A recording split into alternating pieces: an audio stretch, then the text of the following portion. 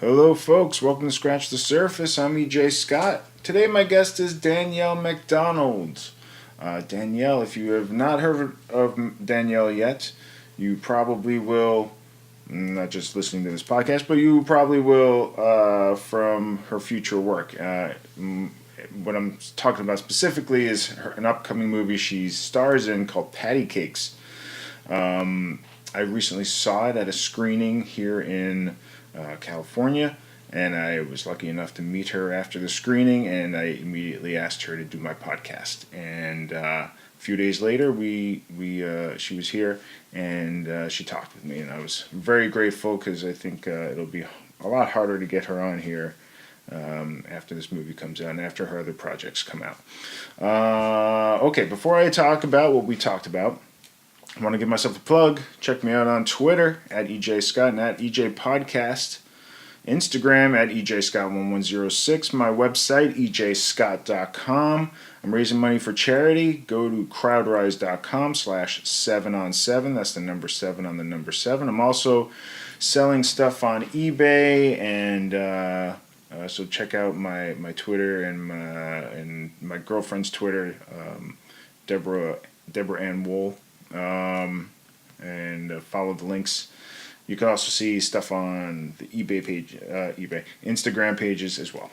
Lots of good stuff also for charity. And speaking of which, in 2012 I ran 12 marathons in 12 states in 12 months, all for charity, and I was lucky enough to get a documentary made about it called Running Blind. You can watch it on iTunes, Amazon, or Google Play.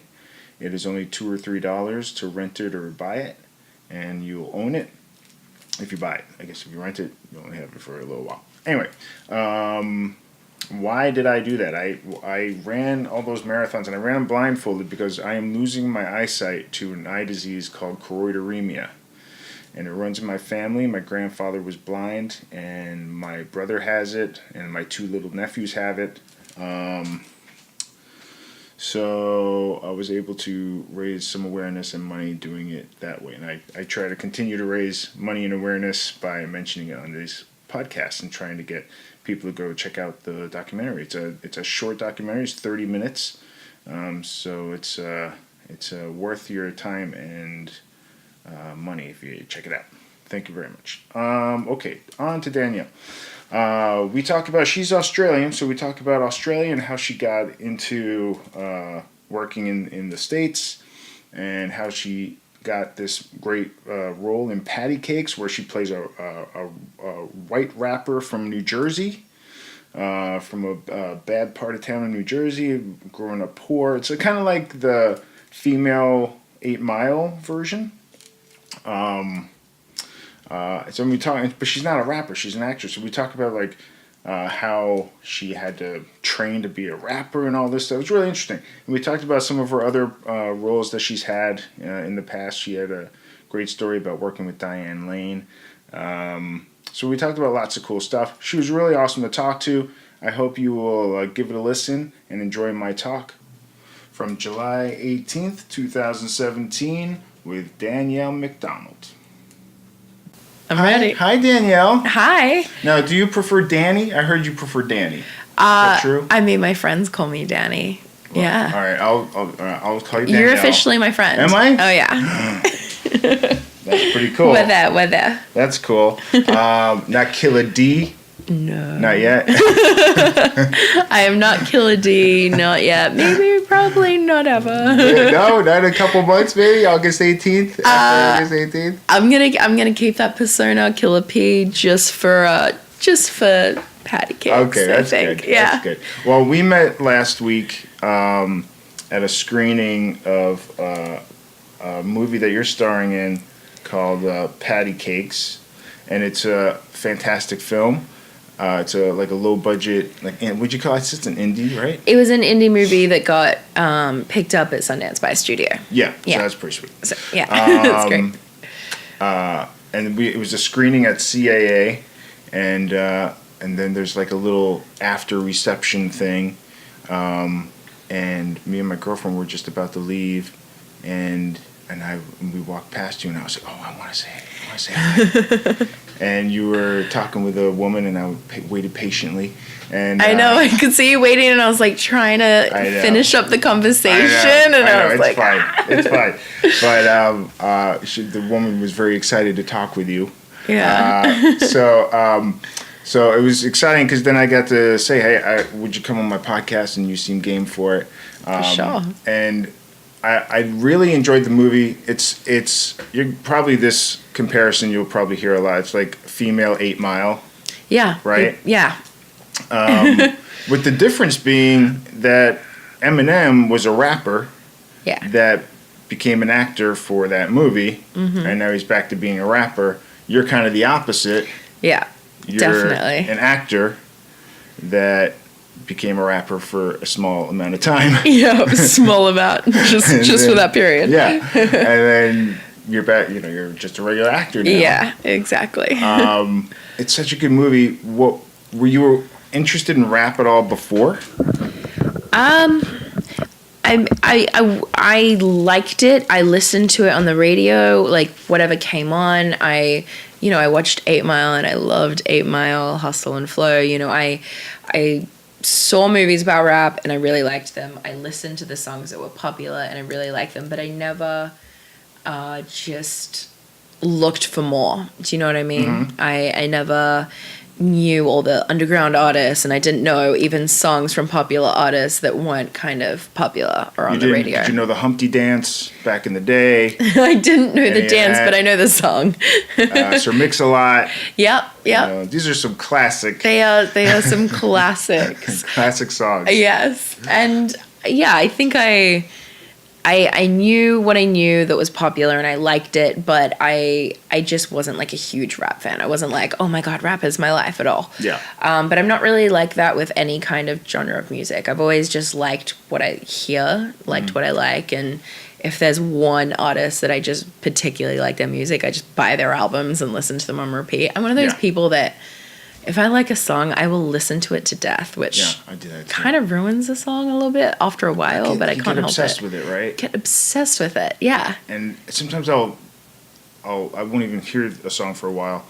For some reason, it'll pop in my head. Yeah. I'll get obsessed with it, and then I have to listen to it obsessively just to get it out. Yes. To work it out. That's the thing. I have to hear it to get it out of my head. Yeah. Because it'll be constantly running through my mind, the lyrics. Yeah, me too. Yeah, no, it's funny. And I've been seeing the movie so much lately that it's like the songs that I was rapping in the movie keep going through my head. And I'm like, no, get that out of there. Like, I can't. Because you had to rap those for like months, right? Yeah. You had to learn them and practice them over and over. Yeah, I mean, it's funny because some of them I don't know off by heart, which is hilarious, but I mean, Jeremy, our director, would be writing up until the day of sometimes, like always improving and changing. And sometimes you'd scrap an entire song and start from fresh like 2 days before we'd shoot.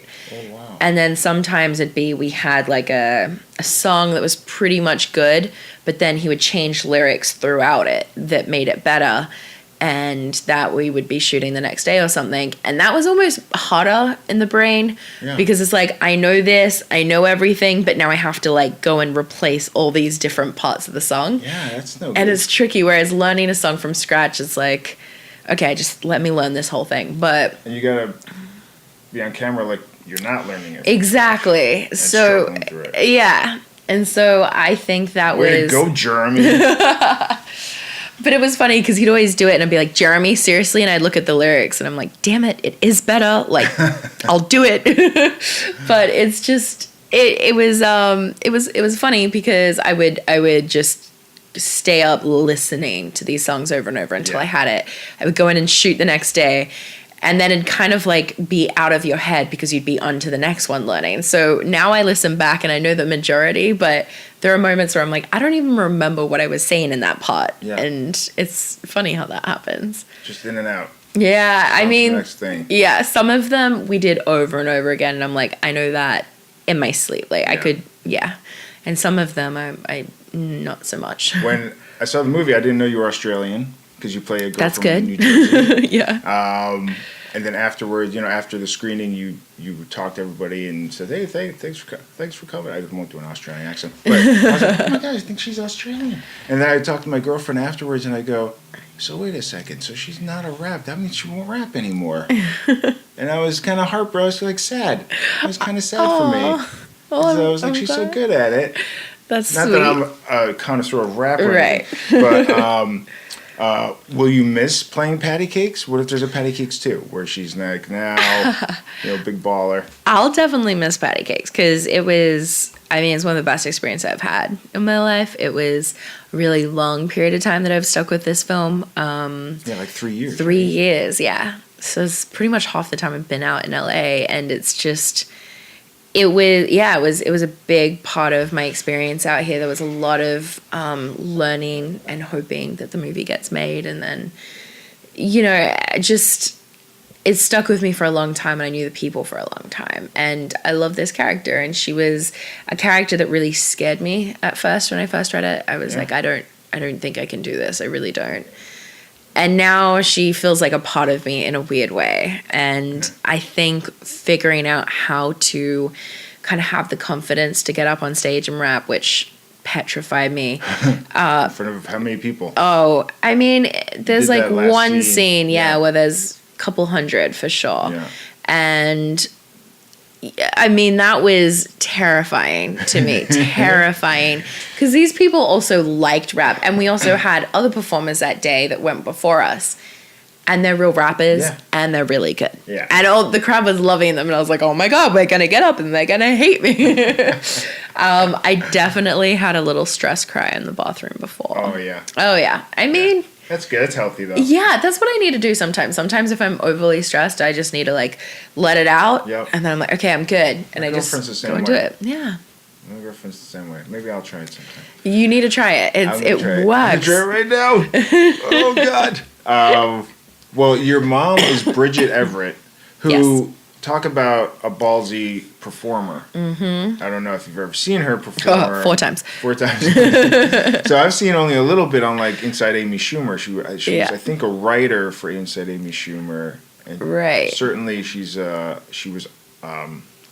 spotlighted on the show a few times. Right. Her act. So she's a singer, and she gets into the audience, and she's fearless. She is fearless. Did she give you any advice about stuff like that, being fearless? I mean, it's really funny because I met Bridget 3 years ago at the Sundance Directors Lab, and she came out to play my mom, and I was out there as well, and we didn't really know anyone, but I'd already been out there for a week, and she just came kind of mid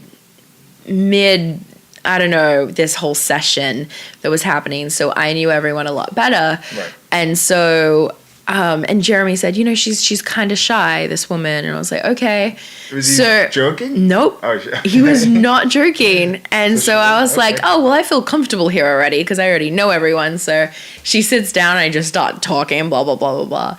And she was kind of shy, but very sweet and very cool. And then just has these amazing one-liners that she comes out with every so often. I was like, oh, that's amazing.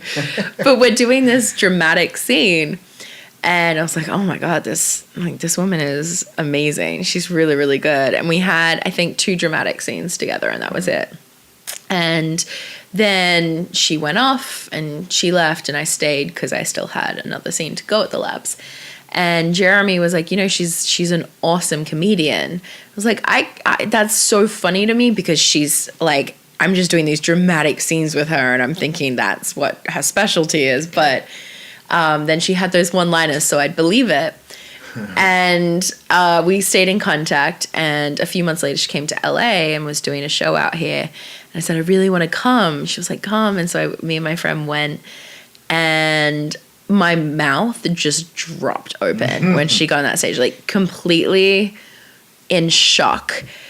And my friend was like, oh my God, the poor woman, I think her boob just fell out. And I was like, I think that was on purpose. And he's like, yep, that was on purpose. And so she just flashed a little bit. Well, she it actually did just pop out, but it didn't matter because they come out later on anyway. Oh, right. So it's just, she's funny. She's incredible. She's just fearless and ballsy. And afterwards I was like, Bridget, whoa! Like, what was that? It was amazing because we were just screaming by the end. We loved it. Hence the reason I've seen it 4 times now. Yeah. But it was just so much fun. And the crowd loves her. Like, she just is able to just draw everyone in. Yeah. And it's such an incredible talent. And she just sounds so good up there. And her songs are funny and it's amazing.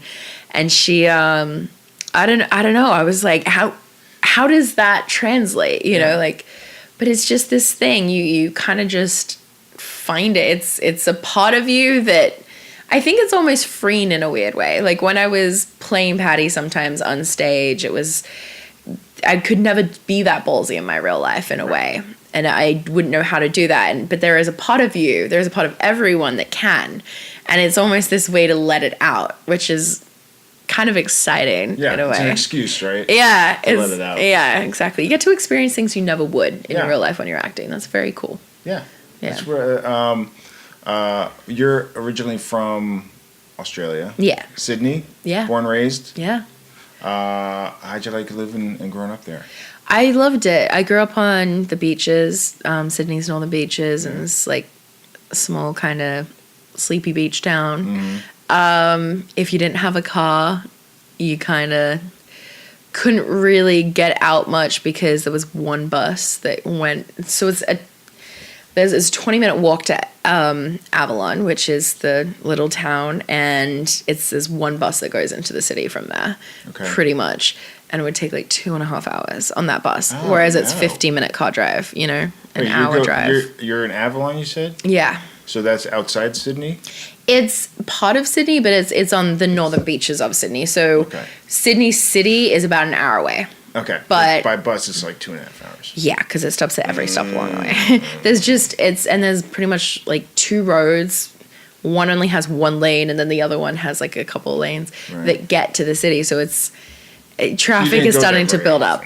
Didn't go there a ton. My dad works in the city every day, so. But he drove probably. He drives, right? Or there is the early bus, which you can get from certain stops that like get in quicker, or because in Sydney they really try and encourage no one driving into the city. People still do, but because of traffic, and it's not a huge city, and the 1 lanes and stuff. Yeah, and all these 1 ways, and it's crazy. And parking is kind of insane. I was just back there for 2 weeks recently, and my mom and I parked in the city because I think I did like an interview for an hour, and I was there an hour and 11 minutes, and we went to get the car, and it was $59. Yeah. For parking for an hour and 11 minutes. They do that here too. You can't go over the hour. Yeah. You go over a minute and it's another $59 for parking. It's insane. Yeah. It's crazy. But you have a car here, right? I have a car here. Yeah. And we always had cars there, but growing up, you can't drive you can't drive by yourself until you're 17. Oh, really? Yeah. Oh, and I moved out here at almost like 18, but just before I turned 19, so you know what I mean? The majority of my life was kind of just spent on the beaches because it was too hard to kind of get out of them. Unless I was with my parents. That doesn't sound so bad. Hanging out on the beach. It was really nice. It's very nice. I'm very fair and I burn very easily. Really? My girlfriend did some light gardening outside the other day. And she got burned in 2 seconds. And in Australia there's a hole in the ozone layer like right above, so the sun's really harsh. Yeah. And I can go out here and get like a little pink, but there I would get red. Yeah. Very red. But I grew up in the water. Yeah. I surfed when I was younger. Haven't done that in over a decade. Yeah. Like snorkeling. Scuba diving. Didn't really do much snorkeling or scuba diving, but did ocean swims, did swimming. I swam for 14 years of my life. Did a lot of competitions with that. Did water polo, like pretty much any water sport I was into. Any shark interaction? No shark interactions. I've definitely been in the water when the shark alarm's gone off, so you know there's a shark in the area, but you just get out. That sounds scary. I mean, when the alarm goes off, does it go dun dun? I wish that'd be way more fun. But no, when the alarm goes off, it's like, okay, I'm getting out of here. Like I don't want to get eaten by a shark. But I mean, it's also it's very rare to get eaten by a shark. It's usually the surfers that are out further. Yeah. So let's get them first. Yeah, exactly. So I'm like, okay, there are a lot of people here. Like, hopefully they won't even see me. Oh, it's so scary. Yeah. What'd your parents do growing up? My mom's an accountant, and my dad manages a shipping company. Okay. You have siblings? Mm-hmm. I have one older sister, and she's in event management. How much older? She's 4 years older. 4 years older. You guys got along growing up? Not when we were kids, because I was crazy. What does that mean? I was just super hyper. Like, I was a crazy hyper kid. And You're running from sharks and everything. yeah, exactly. Like, constant energy. My parents were like, oh my gosh. And then my sister was actually kind of a very quiet kid. And then we kind of switched. You were opposites. Yeah, we were opposites, but then we switched and became opposites again when around the same time when I was starting high school, because we start high school in 7th grade in Australia. Okay. So when I think around 8th or 9th grade, I just like very much calmed down, was able to focus, and then I was like. But then she was out of the house probably, right? No, she was in 10th grade when I started high school. Okay. So. But still, a couple of years or two later, she's gone, right? Yeah, I mean, yeah, well, she went to college really close by, actually. Okay. Not even as far as the city, just in a place called Manly, which is only about 40 minutes away from our place. So she stayed at home during that time. I see. Yeah.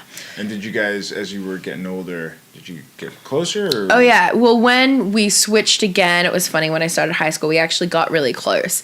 But it's just our relationship changed, and I almost kind of became the older sister. And she became the younger sister, which was really funny. How'd that happen? I don't know. Hyper? She didn't get hyper. She just became a normal teenager, and I kind of became like a mom. I'm so weird. Like, I'm the mother of the group with all of my friends. I don't know why. Maternal. I apparently, but I don't think so with kids, but with people my own age. Yeah. You were just saying before I started recording, you were like, I'm not ready to have kids. Nope. So not even like. Well, how old are you? 23? In my mindset right now. I'm 26 actually. 26. Yeah. So I mean, but I just. It's pretty soon. Yeah, got time for sure. But just not at a point in my life where I could imagine that. Well, you know, you're doing a movie coming up called Dumpling. Yeah. With Jennifer Aniston. Yeah. Who waited quite a long time to start a family of her own. Right. I think she has a kid now. Did she know? Oh, she doesn't. Okay. She doesn't. No. She's adopting. Maybe I'm confusing her with somebody else.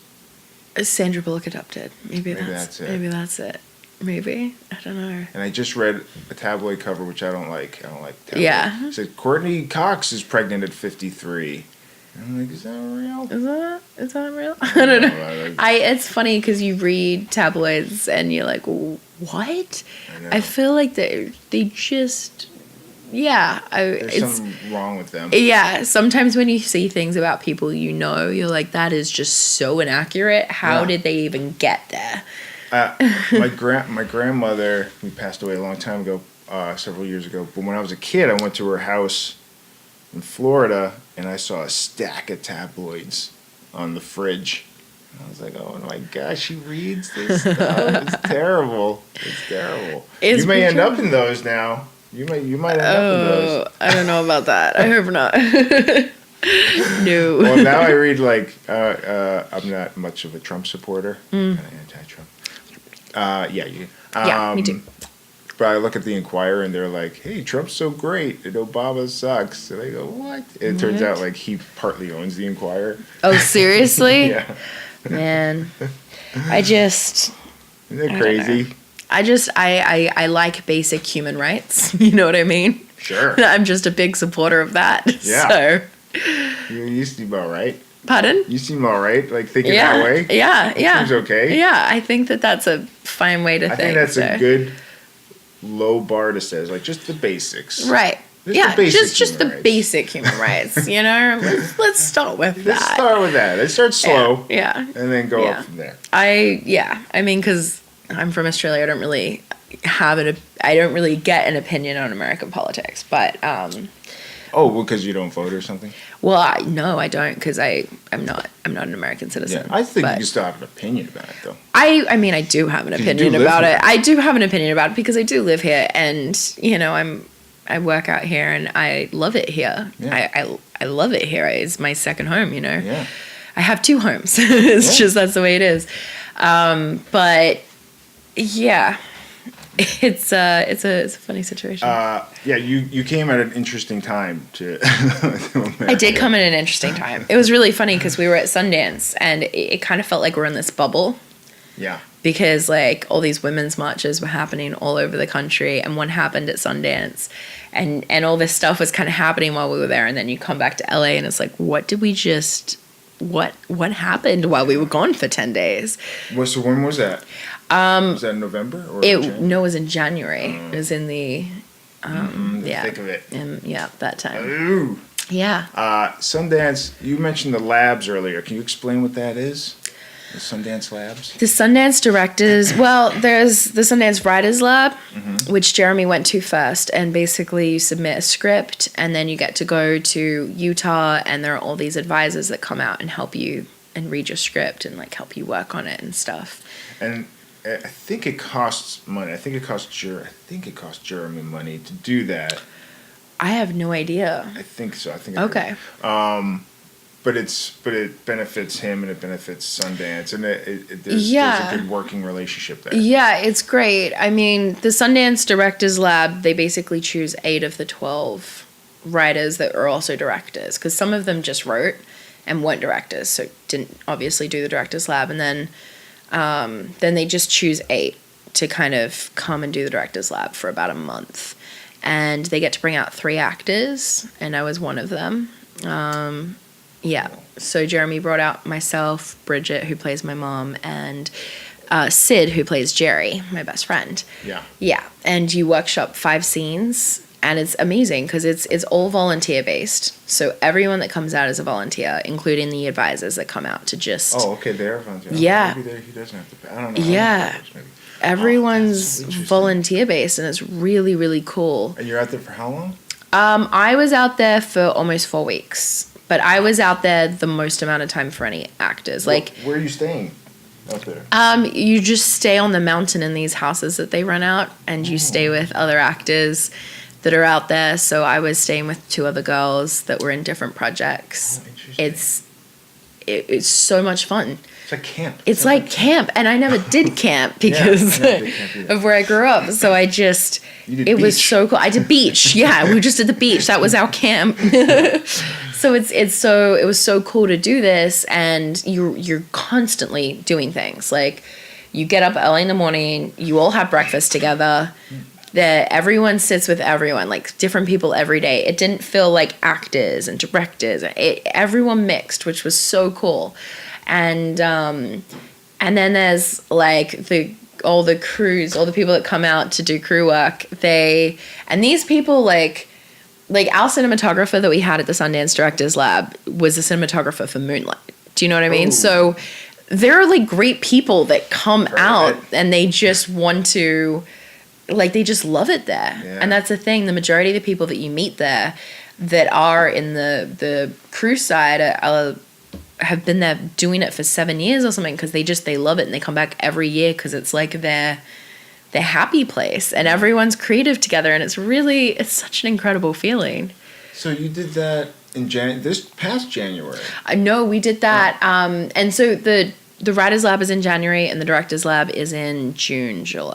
Okay. I can't remember, June, I think. And we did it 3 years ago, 2014. I did the Directors Lab. That's when I met everyone. That was the start of it all 3 years ago. I see. Yeah. I see. And then you were up there this past January during the marches. Yeah, for Sundance Film Festival. Gotcha. Yeah. Okay, so so it already played there at the festival. Yeah, it already played at the Sundance Festival. That's where we premiered it, and it was really cool. And we got bought by Fox Searchlight, which was amazing because. Big deal. Yeah, and that's also what you go there and you're like, wow, I hope someone buys the film so that people can actually see this movie, and then isn't it like a guarantee if it plays at Sundance it's gonna get bought by a... No, not all films got bought. No. No kidding. Yeah, and I'm pretty sure Searchlight only picked up Owls and I think Step. I think they picked up as well. I don't know when they picked that up. It's a documentary. Really incredible. So yeah, I feel like a lot of the big companies only pick up a couple as well. So you're like hoping that you get one of them, I think. That's exciting. Yeah. And then it'll open August 18th. Is it like a small opening? Yeah, it's a soft release, LA, New York, and then it opens up into like 20 more markets the next week, I believe. Cool. And then so on and so forth. It just rolls out every week with exciting. Yeah, it's really exciting. Did you always want to be an actor? I Did you always act? think so. Did you do school plays and stuff? Yeah, I think I always did. I think I don't necessarily knew that as a kid what it was. I loved all the energy. Yeah, I had all the energy, Yeah. and I used to put on, me and my sister and my cousin used to put on performances for our parents and our cousin and our aunts. Waiting for Godot or something. Oh, I mean, we weren't going that hard. One Day's Journey into Night. Yeah. I'm pretty sure we were making up all these characters. I had like certain characters that I liked to play apparently. And then we would charge them admission. So apparently we were good business people as well. Yeah, very smart. So I did that. I did my year 6 play at school, and I'm pretty sure that was the first time I ever did anything that was like organized. Okay. And that was really cool. I played the evil stepmother in Cinderella. Sure. And that was a lot of fun. And I think I just automatically was like, I want to play that character. And then I got that character and I had a great time doing it. And then in 8th grade, that's when I started doing acting classes. And by 10th grade, I was like, this is the only thing I can see myself doing. Nothing else. Where did you take acting classes in 8th grade? At the school or somewhere else? No, there was actually this acting school that I did every Saturday. So every Saturday, pretty much from 8th grade to 12th grade, I did performing arts classes. And it was an hour of singing, an hour of acting, and 3 hours of dance every Saturday. No rap. No rap. But the singing, I was terrible at. Really? Oh, yeah. Are you a singer now? No. Oh, okay. Because you did an episode of Glee.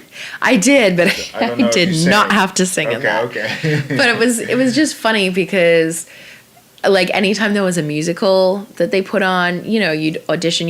I like to do every kind of play or musical that they had, and anytime it was a musical, I was in the chorus because I just cannot sing. I'm like, I especially like if I'm in a chorus, I can hear what everyone else is doing and I can match my voice to theirs, but singing solo is something that I believe never be able to do. Yeah. And it's a shame, but it is the way it is.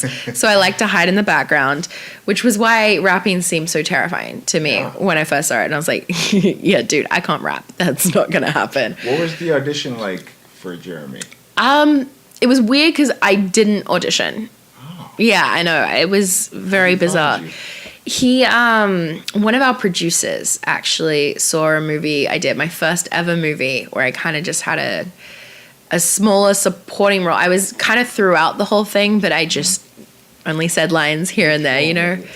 It was called The East. The East, right. The East, yeah. And it had, let me see, I wrote it down. Don't tell me. All right, tell me. Who's in that? Alexander Skarsgard. That's right, Skarsgard. Ellen Page. I know Skarsgård a little bit. Yeah. Me and my girlfriend were on a show together. Yeah, I know. He's a good dude. Yeah, he's a really good guy. I haven't seen him in a while. Yeah, I feel like I learnt a lot from those people because I'd only ever been on a professional set for 2 days before that. Because I did Glee for one day and I did a short film for one day. And then all of a sudden I went to Louisiana and was shooting this movie with these incredible actors for a month. And it was... Ellen Page, right? Yeah, Ellen Page, Britt Marling, Shelley Fernandez, Aldous Hodge, Toby Kebbell, like all these people that were just really, really great. And I was in this kind of like cult thing with them. So there were 7, 8 of us in this cult, I guess. Mm-hmm. So I spent pretty much every day with them for a month and I didn't know what I was doing, I guess I realized. Like I love acting, but I hadn't been on a professional set for more than 2 days, so you don't really weird. know. I mean, there's blocking. Yeah, and people know, say terms that you don't know what it means, and then these you get guys these sheets. Yes, right? I'm like, I don't know what anything means. Sheets. I know. My girlfriend gets those. I look at those. I go, I don't know what these mean. I don't know what they mean. See, now it's second nature to me. Now I know all of it, but then it was really intimidating, and I was the youngest person there because I was 19 or 20 at the time. So I, like, everyone else could go out and stuff, and I was like, I can't do that because I'm underage. And it was funny because it was such a learning experience for me, and they really kind of took me under their wing, kind of made me like little sister, and really helped me figure it out, which was so great, and I'm so thankful for that experience, honestly. And that's kind of where the producer saw me, and then he put my photo in front of Jeremy, our director. Okay. And Jeremy was like, that is the image that I pictured. He's like, you don't understand. Like, before I ever started writing Patti Cakes, I just had this image of this girl that was a rapper 10 years ago. When I was in my 20s, I had an image of this girl, and it was your face. And he's like, it's ridiculous, but it was your face. He's a prophet. Yeah, and so he's like, I saw that face, and I was like, that's her. Like, can she act? Please tell me she can act. And so then he watched like 10 minutes of a film I had done, a different film I had done called Every Secret Thing, and he was like, cool, invite her out. With Diane Lane. Yes, with Diane Lane. Yeah. And he was like, cool, she can act, invite her out. And he called me That's just to... You watched 10 minutes of the movie? And he asked me to come do the Sundance Directors Lab. So that's the thing. Like, when I got asked to the Directors Lab, I was like, oh, this is not... I'm not getting asked to do a movie. I'm getting asked to workshop a movie. So, wait. So when he first saw you, that was 3 years ago? Yeah. Okay. And then, so shortly after that, he invited you to the lab. How long after from him seeing that 10 minutes to you at the lab? Maybe 2 weeks. Oh, wow. Because that 10 minutes, he then invited me. They just contacted my managers, sent the script, and were like, does she want to come to Utah for a month where there's no cell reception, barely any Wi-Fi, and everyone's a volunteer, and you're kind of like just working on these projects every day. But it's beautiful. And I was like, that honestly sounds terrifying and so cool at the same time, because no one, and this, but at the same time, it sounded like a really incredible experience, and I love what they were doing. You like the script? I read the script, and I was like, I can't go. Like, what? I can't go. I can't do this. Could you do American accents at the time? I could do an American accent, okay. Definitely, but I could not do a Jersey accent. Yeah.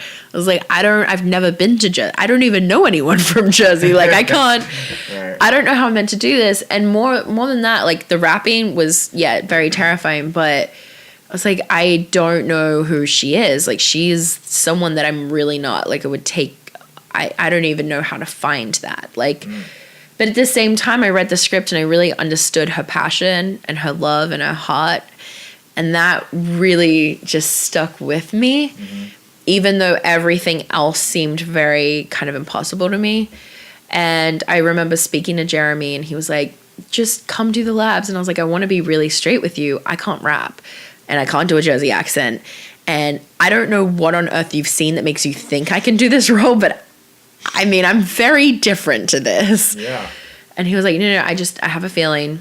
Just come out. He's like, you don't have to do a Jersey accent while you're out there. Just do an American accent. And I was like, okay. He was like, but you do have to rap. There are 3 raps that you'll have to learn. And I was like, 3? I don't rap.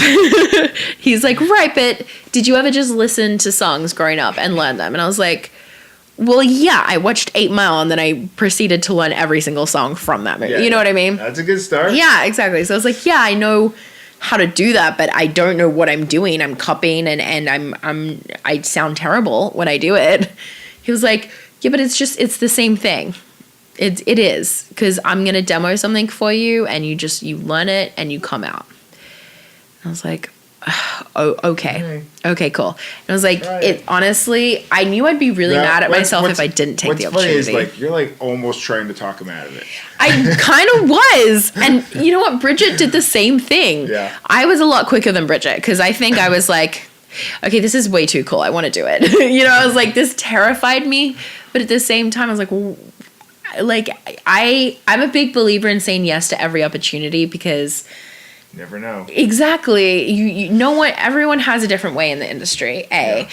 And B, it's just, if you work really hard and you want to kind of work and act, why would you say no to a cool opportunity like that? Yeah, especially. And so I was like, you know, okay, cool. I may make a fool of myself, but hey, he's aware that I might at least. So I did it. Yeah. Bridget was trying to talk him out of having her? Yeah, Bridget was like...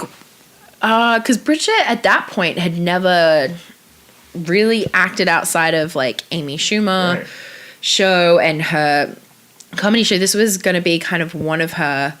She'd started. I remember because when we did the labs, she was going to film Trainwreck. She had a few scenes in Trainwreck, and because Amy Schumer is one of her best friends, and I remember she was going to go do that. We were talking about it at the labs, but she'd never really been on a film set before or anything. So I think the idea that this guy wanted her to come out and play this dramatic role kind of was like, what to her? Yeah. And I think he did the same thing. He's like, I have a feeling. Yeah, because he did. He was like, no. You are like, I know you are this woman. This is you. You have to.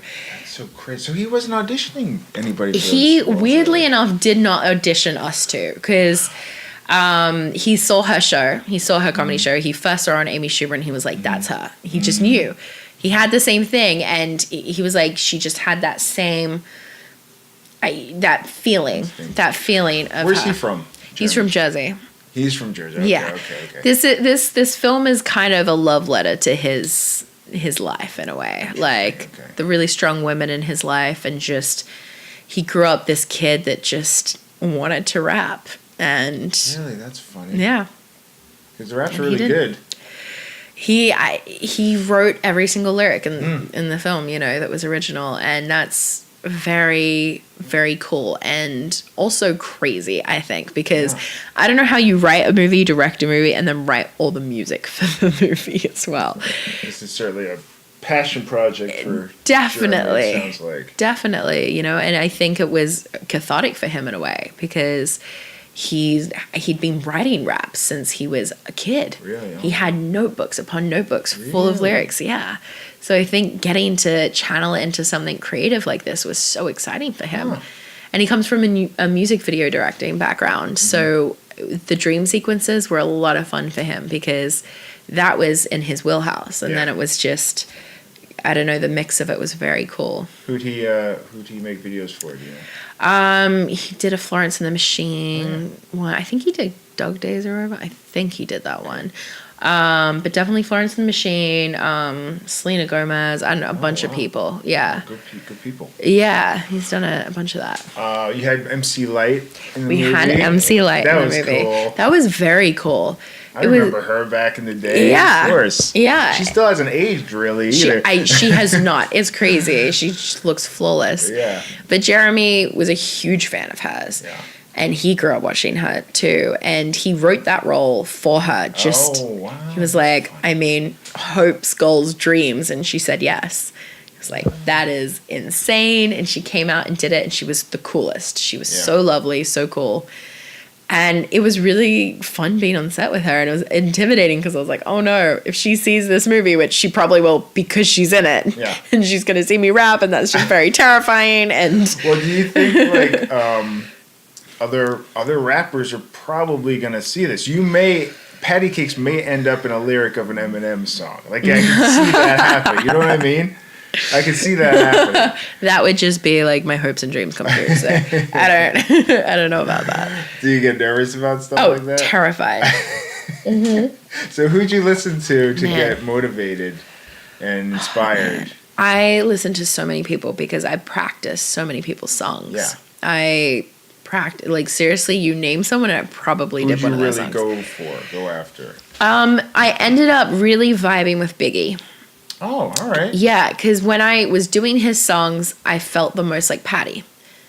And I was like, oh, I think I clocked into something. He's so cool. You know, he was so cool. He has this this relaxed vibe about him, and just so much confidence and swag and just words. It just sounds awesome doing anything. And so I think for me, that was like, Patti's got that cool kind of vibe. Yeah. Where I was like, but I'm not cool. How do I get into that? And then I would do a Biggie song, and I'm like, wait a minute, I feel cool right now. Yeah. And so that really helped me get in the mindset. Because the first song I did of his was 10 Crack Commandments. Okay. And when I did that, I was like, okay, I feel cool. And then I did a bunch more of his songs after that, just to practice. Were you rapping in front of, I mean, you did it in front of Jeremy, of course, at the labs, but did you practice in front of friends and stuff like that? Oh, just no. To get Never. I mean, my roommate heard a bit, and she's a huge rap fan. Yeah. She grew up in Miami. She grew up on rap. What's her name? Her name's Nicole. Yes. She was there the other night, but I don't think he met her. I'm not sure. I was there for like 2 seconds. But she really helped me a lot in the beginning stages, because I memorized these raps. I went out to the Sundance Labs and did it, and I remember sitting down in front of Jeremy, and I was terrified, and I did it a cappella, and he was like, okay, yeah, we can work with this. He was like, you had the rhythm, which was the most important thing, and then everything else we can figure out. The tone, we need to find Patti's voice, but you don't have the accent yet. By the end of the labs, he was like, I want to do this movie with you, because throughout the process of the labs, we figured out who Patti was. That was kind of my audition process, you know. Oh. We talked about Patti, we figured out who she was and like what drove her, and it's funny because you read a character and they're just a character on a page, and then together we kind of brought her to life in this cool way. And she is almost a version of him in a weird way, but then she is also, you know, a female. So we kind of melded this thing together and brought her to life in a cool way. Because he's not female, so he's not female. You were able to bring kind of a perspective to it, probably. A different perspective, exactly. And I think he had an idea of her. But then it was talking about it and figuring it out that we really found it together. And it was really cool, because if he had an idea, he's like, this is what I think. How do you feel about that? It was cool because he always kind of checked in with me about that. Very collaborative. Nice. It was really an amazing process. And he knew so strongly who these people were, because these were all like people he grew up with in a way. But at the same time, he was always so open to our ideas, because we were playing them, and they're obviously not the people he grew up with. They're based on it, but you have to give them a new life based on who you are. And that was really cool. And so after I went back home, I started practicing rapping, because I was like, hopefully this movie gets funded and we get to make it, you know. And it took a year and 9 months, I think, before we started shooting. And I was practicing. You know, I started practicing. Yeah, I started practicing a few months after I got home. Do you go, is this ever going to happen? Because, you know, it's a long time. It is a long time. Other projects in between. Yeah, and stuff, you definitely question, I question everything in this industry until I'm on set, you know. Yeah, it's probably smart. Yeah, exactly. It's just, I mean, I think it was like November maybe or December of 2014, because we did the labs in June. And then November, December 2014, that's when he was like, okay, we're going to start this process. You know, like, hopefully we'll shoot next year. It didn't end up happening till the year after, but let's go. And he sent me a rap, and it was a Nicki song. I remember Nicki Minaj. And that was the first kind of song I was at home in Australia, and I practiced it, and I recorded it, and I sent it to him. And that was kind of our process. I would learn songs, record them, send them to him. He would come back with notes, and I would usually do it again and then send it to him. And if he was happy, we'd move on. Or if he wasn't, we'd maybe do it again or again. Or sometimes it'd be like, you know what, that's not your thing. Yeah. Like, that was the whole thing. It was a process of elimination, figuring out where my natural talents kind of lay.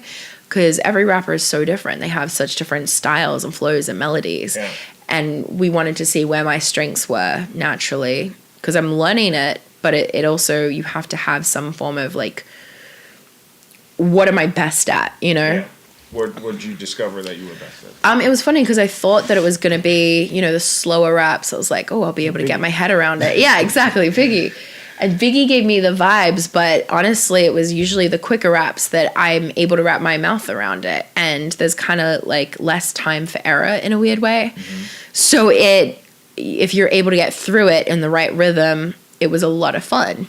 But then it was also about finding the rhythm, and sometimes that was where I struggled because I didn't listen to a ton of it growing up. Right. And I've never been musical. So that's where my roommate came in.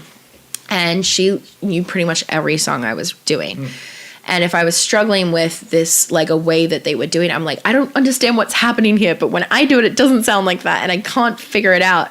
She would break it down for me slowly. And she'd be like, this is what's happening. And then it goes like this. Wow. And I'm like, so she was like your mentor. Yeah, she roommate. really helped me. And like, I didn't want to ever do it in front of her because that's so embarrassing. You know what I mean? Especially when you're just starting. I was like, nope, she's not allowed to hear anything. But then when I needed help with things like that, she was always there.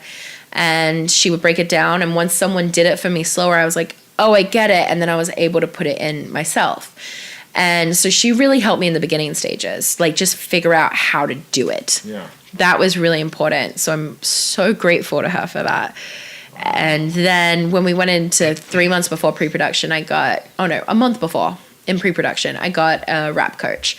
And at that point, you know, I'd already started working on Jeremy's original songs. I knew how to do it. I'd been practicing for a year and a half. It was just about really sitting in that beat. He helped me just get very comfortable, get my confidence up, just really learn the vibe of how you do it, really work on my movement while I was doing it in confidence. And that also really helped. So there was coach?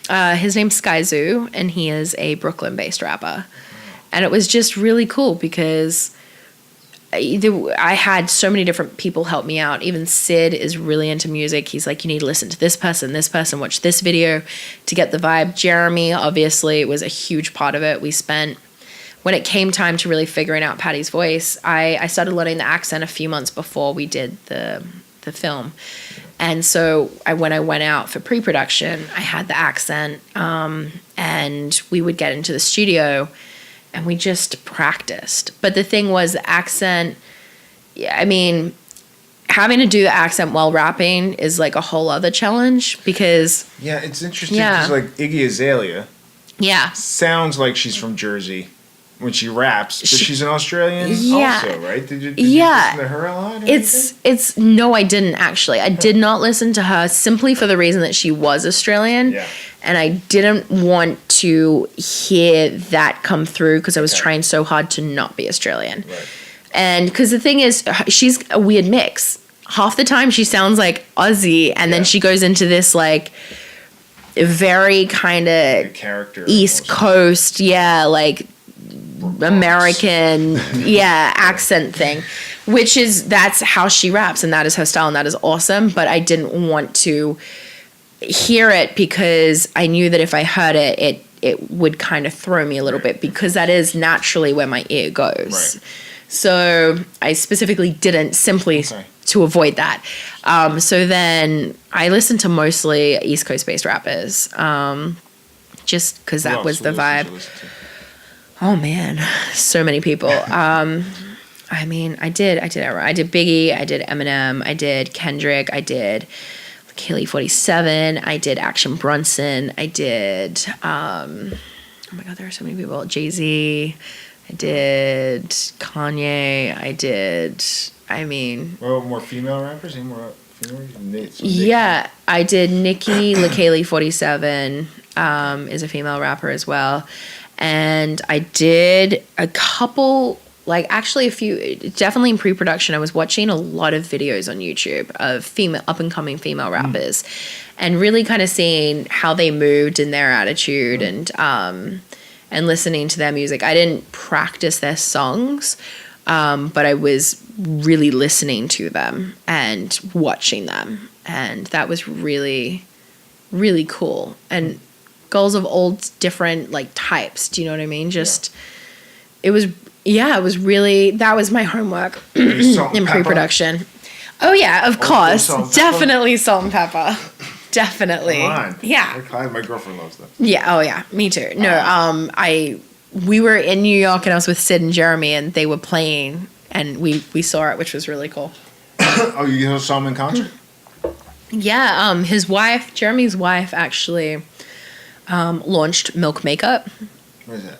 It's a makeup line and it's called Milk Makeup and they had an opening party and Salt and Pepper played and the Kaylee 47 played and it was really, really cool. That's cool. And so it was a lot of fun and that was in end of January of 2016, which is we started filming in April. Okay. So that was really at the beginning where stuff just went crazy after that. Like from January to April, Patti Cake was my whole life.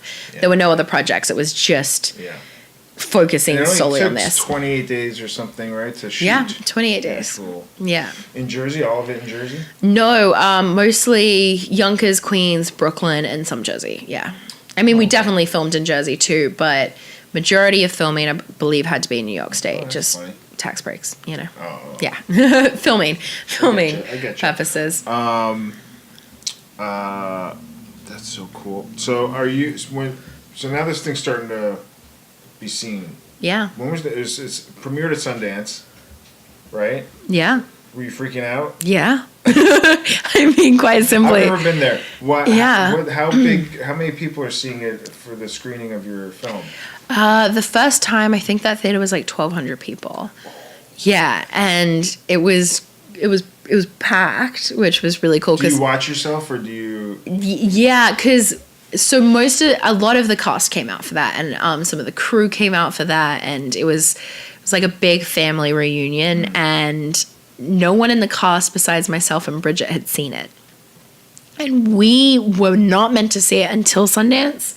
How'd you see it? But we ended up having to do a lot of press before Sundance, which was unexpected because we were like, wait, how has anyone seen the movie? But, some people had seen the movie. So all of a sudden we were doing press before Sundance. Okay. And we're like, we don't know what we're talking about because we haven't seen it. And you said it changed in editing and we did some reshoots. We did 2 days of reshoots. So I was like, I don't know where the film ended up, basically. Yeah. And he was like, yeah, okay, you guys need to see it. So Bridget and I were in New York and we sat there and watched it together. And she brought Puppy, her little dog, and he sat between us. Yeah, she sat between us. And we watched the movie for the first time. And Jeremy's like sitting in the back, like, waiting for our reactions, like, and it was terrifying, but so much fun. I don't think it was what I expected, but then I also don't know what I expected. So I don't think I had expectations, and I hate watching myself. I mean, I think most people do. Yeah.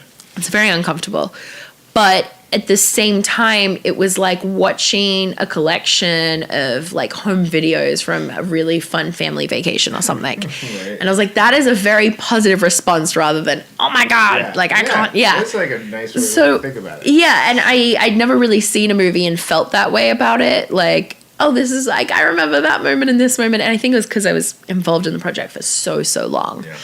That it was really cool. So seeing it was kind of like, watching someone put a montage of all your favorite moments together. That was just the first time was you and Bridget and the director and Puppy, I guess.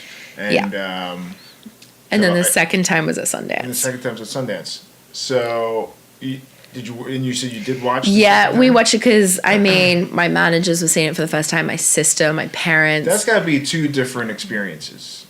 So different. Oh my gosh. Did you see the movie differently the second time with an audience? Definitely. Now they react. Yeah, and I was less terrified because I was like, you know what? I've at least seen it once. Yeah. Like there are no surprises. It's just my boob doesn't fall out. Yeah, exactly. If there are no surprises, you're like, at least I know what's coming. Yeah. Visually, but you have no idea how the audience is going to react, and it's terrifying. But we're watching it and like people are laughing throughout it, and then like people start clapping and cheering with it, and then you're also sitting with your castmates and you're all like, oh my God, like, so it was fun. It was honestly a fun viewing experience. My sister was sitting next to me and kept slapping me. Wow. And the moment like I have like a kissing scene, she's like, ew, I can't see that. And I was like, shh, Tanya, we're in the middle of a movie. So funny. And then I look over next to her and my managers are sitting there like crying. They're like, oh my gosh. What are your parents? And my parents, they were sitting a few rows ahead, which it was so funny how like the seating ended up working because we also had to leave right after to go and do a Q&A on stage. So we had to be sitting on the edges. And then my sister came and sat next to me. And my parents were sitting 2 rows ahead because my dad came in last minute. He was just, there was a blizzard. The worst blizzard Sundance has pretty much had, and it happened to be the morning of our screening, of course, because that's just, Utah, that's what happens. Yeah, it's Utah. And the winter. yeah, and I struggled to get to the theater. I almost didn't make it because one side of the street was snowed in, and then the other side, a truck got stuck. And so we had to like push through a snowbank and half climb on it to get over it so that we could go get in the car that was like waiting on the other side. So we're walking through this blizzard. Why do they do that in the wintertime? There's no other time. I don't know. Like it's really nice in the summer. I've been there. I'm sure. And it just sounds like there's extra problems when there's potential of snow. It was pretty crazy. It's really crazy, but it's also kind of just crazy fun. Like, there's nothing else like it, which is really cool. And so I finally got to the theater. I'm drenched, but I'm wearing black, so you can't tell. Okay. So I was like, okay, we're good. And I smile for photos, and then we go straight in the theater. And my sister's like, Dad dropped us off, but he couldn't find a parking spot. And I was like, okay. So he's just driving around. Yeah, he's like driving around everyone. I was like, he has to. And my manager like goes outside to wait for him. And he's like, okay, try this and try this. And they're like talking to 5 different people trying to see where they can go. And then the people are like, we're closing the doors. Like you're either in or out. And you just see my dad like, well, this is my manager. My manager just sees my dad like running and like jumping over a fence and running in. And they were like, God. And he runs down. And my dad's just like, because also the altitude we are not used to. Yeah, right, so my dad's like panting. And I'm like, Dad, Mom's there. And so he goes, sits with her 2 rows ahead. And I felt so calm. I'm like, okay, they all made it. We're all good. And later on, I found out he just drove into a snowbank and ran. He was like, there was no parking. There was snow everywhere. I just drove into him. What are they going to do? Tow me? I don't care. Yeah. I'm not missing this. And I mean, they didn't, obviously, because the next day, that night, my friends actually live in Park City. So that night, they stayed with them rather than going back to like 20 minutes away where they were staying. Right. And the next morning, we came and like dug out the car, and it was just completely snowed in. I was like, well, it worked. No ticket. No ticket. Hey, no towing. So it's great. It was, yeah. Well, they must have been so proud to be there and see you doing your thing and being the lead and doing great and killing it. Yeah, they were really excited. Were they always supportive of your acting choices? Yeah, actually. I feel like not everyone has like supportive parents when it comes to that, but mine were very supportive. They're not creative, themselves. Yeah, exactly. Because they never have been, but they were always very supportive of that. They were always like, we want you to do what you want to do. We want you to follow your passion. We want you to find what you love and do it. And I did, and they were very supportive of that. And I think it helped because I wanted to come out here and do some workshops and like learn about the industry. They were like, great, you should do it. Definitely, like, take advantage of every opportunity that comes your way. They were always very big supporters of that. And I went out and I met a casting director who introduced me to my managers, got me an audition. It was my first audition. I'd been waiting to have an audition in Australia for like 3 years. I'd had an agent for almost 3 years. And then finally I got this audition, and it was for a series regular on a show that had 10-episode guarantee, and I booked it, and it was huge. And the show was called Huge. The show was called Huge. Yeah, on ABC Family. Yeah. And it was crazy because they were like, okay, I mean, we didn't have any doubts, but clearly, like, you should be there because that's awesome. That happened. So I think that it was also, they were like, you know what, it's not just us that believe in her, other people seem to, and that's very important. Yeah. So it was great. But I didn't get to do the show. That happened because I didn't get my visa in time. Yeah, but that sounds heartbreaking because you're like, yeah, yes, it's a sign, I can do it. It's encouraging, it's motivating, and then it's kind of ripped away from you. Yeah. Do you go, shit, that might have been it. That might have been my break. No, I'm one of those weird people because so many people are like, did that just like gut you? I was like, yeah, I mean, it sucked. I definitely cried about it. I mean, I did, but not immediately. Like, I heard that they had to move on to another actor because I did not get my visa approval yet, and they had to stop production. I was like, okay. And I was very calm about it. I was like, okay, I just hope that the visa comes through, because the thing was I'd been in Australia. I'd had good agents in Australia, and I never had an audition there. And I knew that there was opportunity in America because I'd had one audition, and it was for a lead in a show, and I'd booked it. So I was like, I know there's more opportunity in America, and I really want to be out there. And, I had the visa process going, and I was like, I just hope it comes through. If it comes through, at least I get to move there, and I get to start fresh and try and figure it out. And it came through a few days later, and I was just so happy that a few days you missed later. It by days. Yeah. A few days later, I got the approval. And then, you have to do an embassy meeting. And then you have to go to, and then when I came to America, you have to go get a social security number, and you have to wait and get your card and everything. And by the time all of that had happened, they'd finished production I also stayed in Australia a little bit longer in the end. After I found out that they had to go on to another actor, and I got my visa, my grandpa passed away. So I stayed in Australia a little bit longer. Okay. But one of the last things he heard, he was always very supportive of me, actually. Yeah. He was very artistic. He was a painter, and he wrote novels later in life, and had just always kind of been very artistic and was so supportive of me acting, always. Awesome. Very, very supportive. And one of the last things he was coherent for and heard was that I got my visa, and he was just like kind of in pain. Then you saw like his face just light up, and he was so happy. So it was. What did he pass from?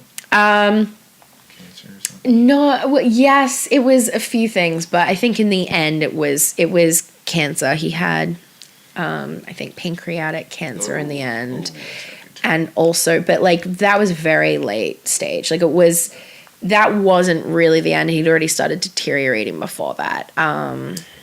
But he was 89, so it was a good run. Martin Landau just passed away at 89. There you go. 2 days ago or something. 2 days ago? Yeah. So sorry. Martin Landau. Don't apologize to me. Yeah. Well, it's a good run. It was a good run. It was. And it was just like lungs. He smoked for 40 years. Wow, he lasted till 89? That's amazing. Well, he smoked for 40 years, and then like everyone's like, it's bad for you, and you're starting to get like lung problems. He's like, okay, and he quit, which was pretty amazing. But I used to smoke too. Yeah. I did 15 years. There you go. You ever smoke? Nope. Good. Not once. Good. Yeah. Stay away from it. Yeah, I never saw the appeal, honestly. You never what? I never saw the appeal. Like, my dad used to smoke because that's what you did back in the day. And then when my mom got pregnant with my sister, he quit. Yeah, that's good. With my older sister, yeah. And my mom never smoked, so. That's nice. Yeah. Gross. Yeah. Gross habit. I mean, she didn't like it. Yeah, she was like, no. All my grandparents are gone. Do you still have grandparents left? Biologically, all of mine are gone, but my grandma on my dad's side is still alive. It's his stepmom. Okay. But his mom passed away when he was 4. So. Where's that from? Heart attack. Heart attack at 40. She was 40. Mm-hmm. Heart attack at 40. Yeah. Yeah. So. My grandma, who I guess technically step grandma, she pretty much raised my dad, and then she got divorced from my grandpa. My grandpa had like 5 wives. I think the first time he got it right, and she passed away, and then after that, it was never really right, Interesting. the grandpa that passed away? Yeah, it was that grandpa. And he was also a very charming man. Like, very, very charming. Women loved him. Yeah. It was, very funny. But they got divorced. Yeah. Not that late. I think right when my dad kind of became an adult, they got divorced. Okay. And it didn't matter because my dad and his two sisters especially had really been raised by her. Yeah. And then my dad's brother is 14 years older than him. So he was 18 when their mom passed away. So it was a bit different for him, but she became a part of the family, to him as well, to everyone. Yeah. And it was really amazing because my grandma and my grandpa, they kept on good terms even after getting divorced, and they both remarried. And at family functions, every family function I can remember, they were both there and very good with each other. He was always great with her husband. I like hearing that stuff. Yeah. And her husband is my godfather as well. Okay. So, that, like, I see her as my grandma. I don't know her as any different just because we're not blood related. Your parents are together still? My parents are together. How long have they been together now? It'll be 35 years next year. And they married the same year that my grandma and her husband got married, who was my godfather. Oh, that's so they got married the same year. So they share the same anniversary, like a few months apart. But my parents met 4 months before they got married. Okay. Yeah, they went on a date in Australia. They met through mutual friends. My mom was Italian. Okay. She was living in London. She went to Australia for a holiday. So she's from Italy. She's from Italy. Oh. Her whole family is still there. And she went to Australia for a holiday, met my dad through a mutual friend, and they kept, like, at a party, and they kept bumping into each other accidentally. Mm-hmm. Basically, she knew where he worked, and he knew where she lived. So they basically, like, on purposely kept bumping into each other, and then he asked her out. They went on a date. She flew back to London, like, the next day, pretty much. And they wrote to each other for 3 months. And then Dad came to England and he proposed. Whoa. Yeah. Whoa. Yeah, pretty much on the official second date he proposed. Whoa. Yeah, and that's a little crazy. It's a little crazy. That is very risky. Very risky. And then they went to Italy, and they got married a month later. Wow. And wow, yeah, amazing. and Dad came home and he's like, I got a wife. And his whole family was like, what? You were dating someone? Like, what? And good thing is, like, everyone falls in love with my mom. So they were like, okay, we approve. We love her. We're obsessed with her. So, but I mean, it was that thing. I was like, how did you do that? That's crazy. And they're like, no. When you know, you know. We just knew. And, 35 years going strong. Still very happy. So good for them. It's very cool to me. I was like, wow, I guess when you know, you know. Well, you seeing anybody? You dating? No. You don't know? No, I'm literally just traveling right now with this. But no, I do not know. I'm like, no. I'll know when I know. You'll know when you know. I'm not there yet. Do you do? I met my girlfriend online dating. Do you ever do that stuff? No, I never have. Yeah. I never have. But I mean, it makes sense. And these days, yeah. Are you kidding me? It totally makes sense. But I have never tried it. Maybe one day I will, but right now I'm like, I'm doing this, and then we'll see what happens. But yeah. All right, let me talk about some of your projects that you've done. Yeah. Okay. Please. So when you first got out of here, all right, you did something called The Thief. It's a short film. I did. That was, my first thing in America. Directed by Rachel Weisz. Yeah. And that was like your first thing. Yeah. So like your first thing already is surrounded by all these great people. Joel Edgerton and Rosemary DeWitt. Yeah. And directed by Rachel Weisz. Yeah. That's pretty awesome. It was crazy. Yeah. I mean, that was I moved out here after the whole huge thing fell through. What year is that, by the way? 2010. Okay. Yep, been out here 7 years. So I moved out here mid 2010, okay. And then a few months later, I got this short film, and I basically had been in for an audition for a casting director for a film, which didn't end up actually going into production. But that film, they were doing improv auditions. Are you an improviser? I'm an improviser. I mean, that's how I started, Really? I Did guess, improv? in Australia. Yeah, kidding. I did improv classes in those, like, the Saturdays that I told you about. It was Yeah. improv. No kidding. For 2 That's years. awesome. Yeah. I've been doing improv a long time. I love You did improv. Chicago, right? I Second did. I City? went to Chicago. I went I to looked Second you up. City. That's very cool. And I did a lot of stuff out here. That's amazing. And I did a little bit in New York. I just did a show in Chicago, which is all improv based. Which one? And it's called Easy. It's on Netflix. Oh, well, like a show. It's a show. It's a show, but it's all improv. The entire show is Who's in improv. Everyone is different every episode. It's a different cast every episode. Who'd Joe you do? Swanberg created it, Okay. and he's like writer, director, actor. Who'd you act with? Do you remember any of your actors? Yeah, Judy Greer was. Judy, sure. She's and then Peter. Oh my Peter god. Gross? No, but he was at Second City in Chicago. But oh my god, I'm blanking on his last name. Peter. Oh my gosh, I'm Pete terrible. Gardner? No, I will Think of look it up. I improvisers. will look Think it of up. improvisers. But there were a bunch of people, and it was incredible. But yeah, so that's Oh, very, that's very cool. You Yeah, ever see any improv out here? I've seen some improv out here. Yeah, Where have you gone? I've gone to usually UCB. UCB. Yeah. UCB is a good place. Yeah, But maybe I'll recommend a few for you. please do. Recommend a few. Yeah. I'm a big improviser. Oh yeah, okay, so that's kind of how I got that Yeah. thing, Oh, that's because cool. I went in for something else, and she was like, showed that tape to Rachel, and Rachel was like, yeah, bring her in, because it was improv. Like my part in that short film was improv. Improvise. Okay. Yeah, because I was just kind of the comedic relief a little bit. You were a cashier, right? I was a cashier, and I just make things incredibly awkward in a very incredibly awkward situation. It was a lot of fun. That's fun. I gotta see it. Then the East with Alexander Skarsgard, Britt Marling, Ellen Page, Jason Ritter, Julia Ormond. Killer. Killer cast. Killer. I know. Who'd you get to perform with? Your scenes with? All my scenes were pretty much with Alex Skarsgard. Was he silly on the set? He's kind of a goofball. He's a total sometimes. goofball. He's a total goofball. Yeah. No, he was great. You know what? It was really funny because the second day of shooting, which bear in mind this is my 4th ever professional day on a set. Right. We all had to get naked in a lake together.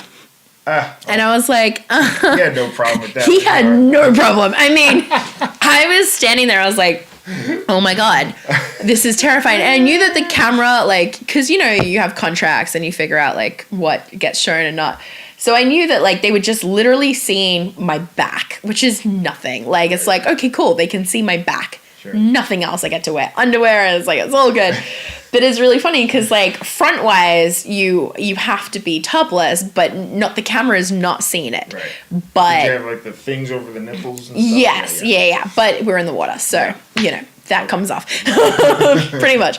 But I knew that Alex and Shiloh and Britt, they were in the water with me, and I was like, okay, well, they're gonna see me. Right. And that's just like crazy because like I've watched these people in other projects, and this is just weird. Alex has gotten naked on In everything, I'm sure everything. he just likes to be naked. Yeah, he's So Swedish. yeah, exactly. And I was like terrified, and I'm standing there just stressing. And I was like, okay. And then it was also freezing, so they had to keep getting us out of the warm Where was water this? and putting. It was in Louisiana, but okay. in winter. So man. they kept putting us in these like heating tents in between scenes. We were going in and out, but I was terrified, and I'm like, oh my God, this is so stressful. And also when you're on the water, I couldn't hear anything, and I was like, and I had the lines. I was the only one speaking, so I was like, I don't know what I'm doing. This is so scary.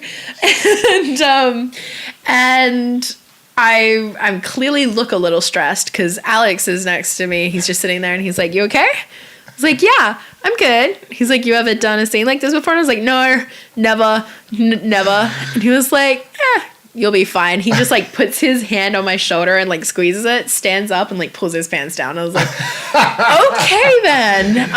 Here you go. Jump. Okay, thank you for that. Yeah. Enjoy. Okay. But it was so cool to see how casual he was about it, because it does make you feel more comfortable. Yeah, you know, yeah. it's like, you know what? It's nothing. Yeah, fuck it. Yeah, and he was honestly really great because when we're in the water, Shiloh's like holding Britt Marlene, And so he kind of like, he's holding her in the water. And so when we came out, he kept holding her to kind of like cover her up because she was completely naked. Right. And Alex, I like had something like waist below. So Alex would stand behind me while I put it up, like cover myself. And like, they were really great. Yeah. Britt and I were talking afterwards. I'm like, we felt really safe with them. They were really nice. Great guys. And you felt very safe. And you know what? It was a great way because we all got connected very quickly. Yeah, no kidding. And that was really good because we had to play like this cult that is really close. So it was really amazing working with them all. Oh, yeah. That's hilarious. That's hilarious. Oh, you did something called Newsreaders. You did an episode of that. I did. Did you get to work? Your episode had Dan Rather in it. You didn't get to be with him at all, did you? I did not. Tom Lennon. There's a bunch of cool people from the state. Yeah, I'm a big fan of Tom Lennon, but I was not in a scene with him. No. Beth Dover, did you act with her? Yes. Oh, you did? Okay. So yes. Beth and I, we go back to when I first moved out here. I started Second City out here. Yeah. And she was in my class. There you go. Beth Dover. She's now on Orange is the New Black. Yeah. And she's a good lady. She's going to do my podcast. That's awesome. You guys must have fun doing that. It was fun. She's super cool. Yeah, it was a cool day. Cool couple days. So this movie called Trust Me. Yeah. With director-writer Clark Gregg. Clark Gregg, yeah. Who's Agent Coulson on Agents of S.H.I.E.L.D. Oh, yeah. And that was so cool because if you like look at the cast list of that movie, it's just like... It's Bill Macy, yep. Allison Janney, Sam Rockwell, Amanda Peet, Molly Shannon, Felicity Huffman. Yeah. And him, Clark Gregg's in it. Yeah, it was crazy because I'm looking at this cast. I was like, these are all these like amazing comedians that I love. and I got booked the night before I had to be on set. I was just there for 2 days.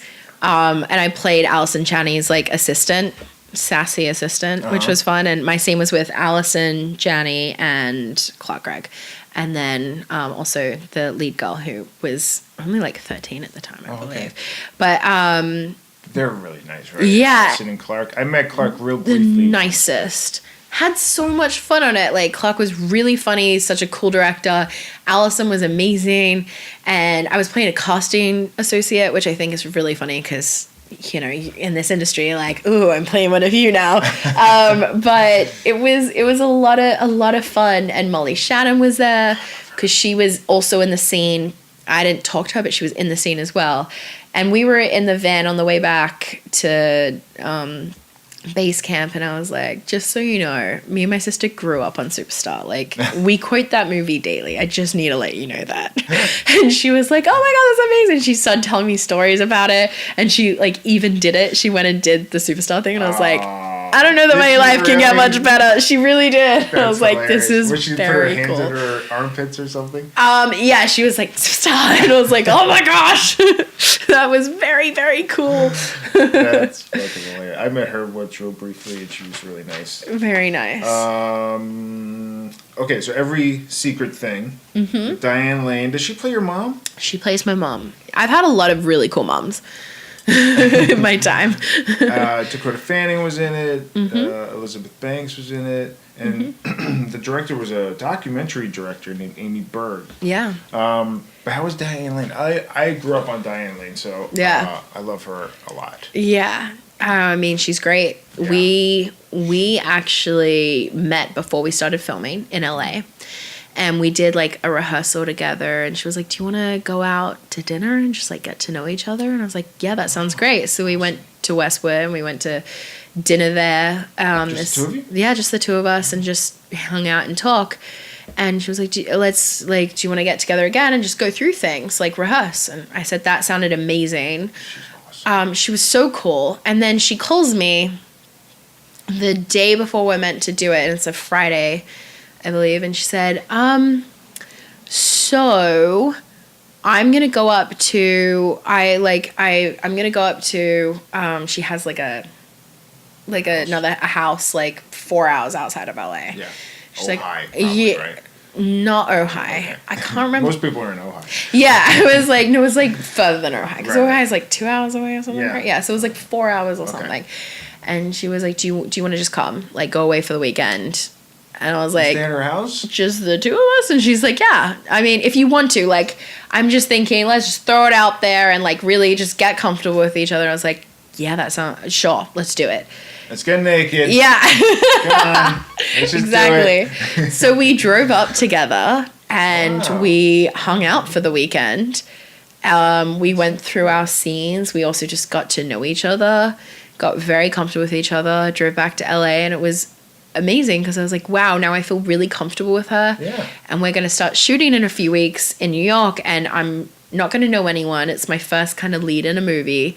And You're going to know her. and now I feel really comfortable with her. Yeah. And all of our scenes were first, all of the mum-daughter scenes. So I felt so comfortable getting into that because she made me feel so comfortable, and we got to know each other. And I'm so appreciative of her for taking that initiative and doing that. It really meant a lot. No kidding. She's great. Awesome. She's so great. That's awesome. Ever seen Unfaithful?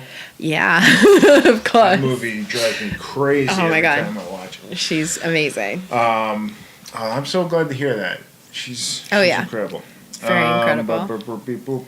What about Dakota and Elizabeth Banks? Did you get to hang out with them a little bit? Yeah, they were great.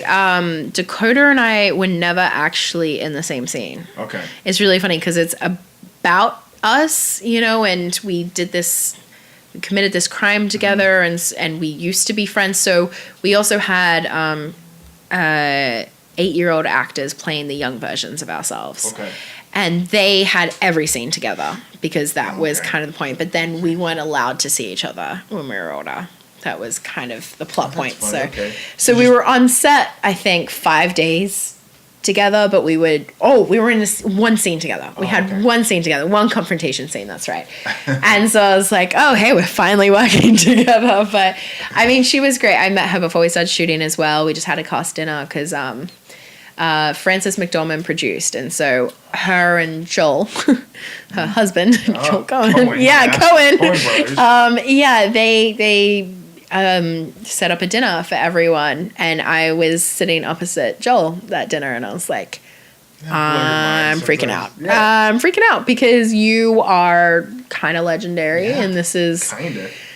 Yeah, definitely very legendary, and I love a lot of your movies, so this is very strange to kind of.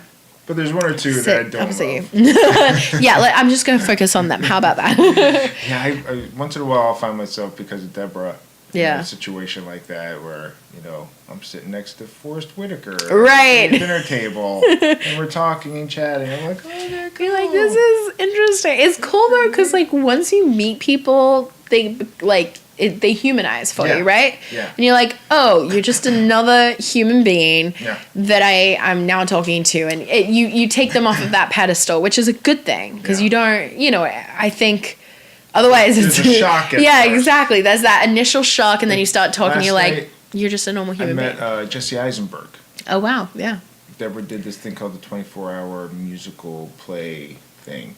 They write and direct musicals in 24 hours. That's so cool. Something I will never do because I'm not musical, but that sounds really cool to watch. She didn't write it. She just acted in it. That's so cool. And he directed it. Well, he wrote it.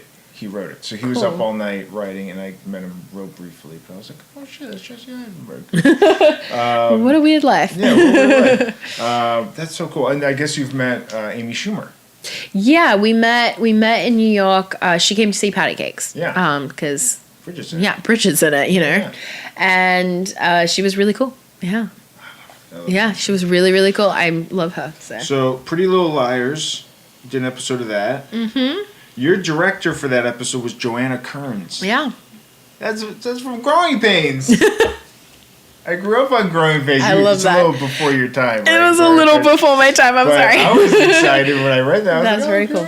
She was the mom in Growing Pains. Okay. And how was she as a director? She was very cool. She's pretty cool, right? She's doing a lot of that stuff now. Yeah, it's funny because when you come on to a set and you're just doing like a day or two on a set that's already been established for like 5 years, and they've used her a lot, so the rest of the cast knows her really well. It's always that funny thing where you come in and you're like, oh, like I have no idea what to expect, and you hope everyone's going to be nice, and everyone was. They were honestly really great. It was very relaxed. Did you get to work with Troyan?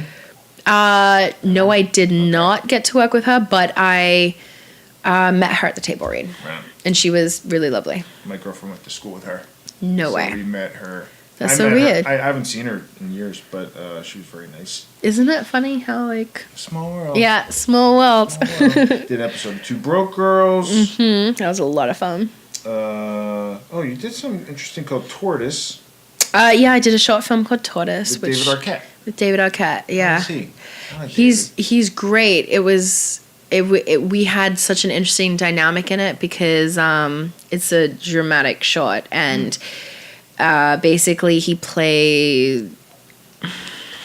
It's hard to explain. It sounds creepy, but he basically is the father of my baby that I had when I was 12. Ooh. Yeah, there we go. Yeah. There we Cool. go. So it's like now I'm 18. I'm 20 and I have an 8-year-old, and he's out of prison and he comes back and we kind of have an interaction. It's a lot because it's like, but at the same time the girl was in love with him. So it's like, it was a heavy few days, but like very interesting. So yeah, you shoot that in like a few days, I guess, right? Yeah. Short films are cool, like 4 days, I think. You did an episode of The Middle. Yeah. Did you get to work with Neil at all? I know Neil a little bit. No, I didn't. I love him, but I didn't. Yeah, me too. Great improviser, by the way. One of the best. I mean, he's incredible. One of the best. Oh yeah. I mean, I watched Scrubs like religiously, so I loved it. Who did I work with? Yeah. I worked with the daughter. Yes. I'm sure she's nice. Yeah, no, she was lovely. She's really lovely. I'm terrible with names, but she's lovely. I did an episode of American Horror Story. Now, did that come about because you did Glee? No, that was crazy. I've never quite had an experience like that. I auditioned for it, and they didn't give us the real sides. Right. Fake sides, and it was a monologue, and I was like, okay, and it was an emotional monologue. And they were like, can you do like a northern British accent? I was like, let me try. Like you're a radio station. Yeah. And it just turns to a different station. Get a different so my best friend is from Northern England. Oh, thanks. So I was like, okay, you know what? I'm going to work on this with him tonight because it was for the next morning. And I got it at like 6 p.m. for the next morning. So I did that. We worked on it. And I went in and I did it. And I was like, I don't really know how it went. And then at 6 p.m. that night, they're like, you booked it. And I was like, okay. Wow. And they're like, you need to be on set tomorrow. And I was like, okay. And they were like, and also your accent was northern, but like they want specifically Manchester accent. And I was like, that's quite different to what I did. And they're like, yeah, but like you can do that. And I was like, do it. Okay, sure. Cool. When do I get the sides? And they're like, well, they hand deliver them to you and you have to sign an NDA when you get them. So I was like, okay. So they showed up at 9 p.m. and I get it. And the next day, because I was shot over 2 days, but the next day was a 1-page monologue. A 1-page dramatic monologue. And you're talking about things that you don't know about because you don't get the script and the show's not into it enough that you understand what on earth is happening. Do you know what I mean? Because that season, it was one thing, and then after episode 5, it like flipped, and the whole second season was entirely like different in a way. Right. And it was still the beginning part of the season. So then I'm reading this monologue, and I'm like, what is happening? Like, I don't understand what I'm talking about. And so you're confused, and then I'm like, man, I have to learn a Manchester accent for this 1-page monologue, which I have to memorize. When do I have to be on set tomorrow? And they're like, 10 a.m. in Malibu. And I was like, cool. So I'm leaving at 8:30 a.m. It's already 9 p.m. I was up all night. Yeah, I called in a dialect coach. Ryan Murphy. Oh my God, it was crazy. I called a dialect coach, and I had my best friend there as well, who also is from Northern England, but he's from Leeds, different place. I just want to say, he would not do this to Susan Sarandon. I don't think he would. I don't know. Who knows? I mean, it was Did you have to really act funny. with Dennis O'Hare at all?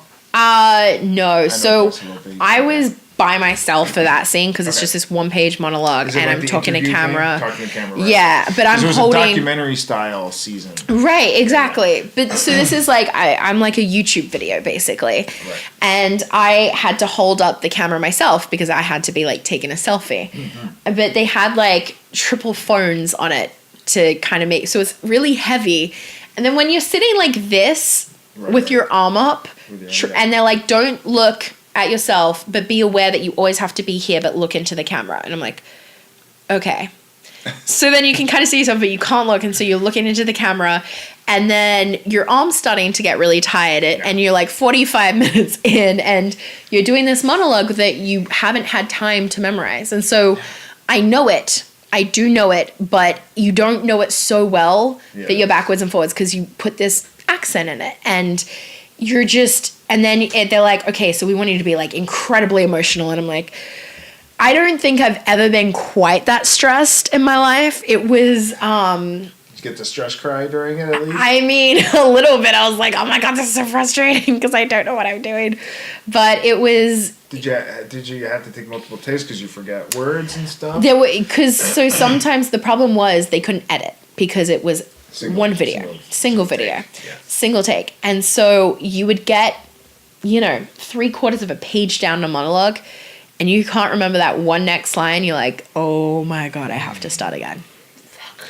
It was crazy. And the thing was, if I just even had like 12 hours more, like if I just got it that morning, the night before, instead of the night before, I would have been completely fine because I almost was.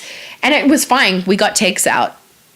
It made the episode, so it was fine. They cut the monologue down a lot because it was a full page. Like, I'm talking, this monologue took about 5 minutes, and I was like, they're never going to use this whole thing in a show because it's kind of like, that's a lot of someone that you've never been introduced to before. But they did end up using a good chunk of it. Yeah. But they used a chunk that kind of made sense up until this point. Okay. And so I was like, okay, cool. So it worked. Okay, I'm cool with it. Like, I'm good. I don't even need to see it. But then the second day was like a week later. I had time with it, felt good about it, and the entire cast was there because it was like the last episode, the Paley Fest. So the entire cast was sitting up there. I was like, this is crazy. Like, Kathy Bates is sitting in front of me right now. Like, I'm a huge fan. So it was... Misery's Misery? Oh my gosh. Exactly. Me too. So it was one of those very cool things where I was like, this is insane. And it also was amazing because I was like, I didn't think anything was going to be hotter than Patti Cakes.